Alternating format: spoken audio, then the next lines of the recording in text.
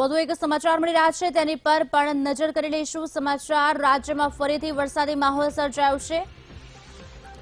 સુરત, નર્મદા, ભરૂચ અને આણંદમાં ઝરમર વરસાદ જોવા પામ્યો છે। ભાવનગરમાં ધીમી ધારે વરસાદ વરસી રહ્યો છે। આપને જણાવી દઈએ, સમાચાર મળી રહ્યા છે રાજ્યમાં વરસાદી માહોલ જોવા મળ્યો છે। સુરત, નર્મદા, ભરૂચ અને આણંદમાં ઝરમર વરસાદ વરસી રહ્યો છે। ધીમી ધારે વરસાદની ભાવનગરમાં શરૂઆત થઈ ચૂકી છે। જે વરસાદી વિરામ લીધો હતો આટલા સમયથી તેમાં ફરીવાર રીએન્ટ્રી કરી છે અને રાજ્યમાં ફરી વરસાદી માહોલ પણ જોવા મળ્યો છે।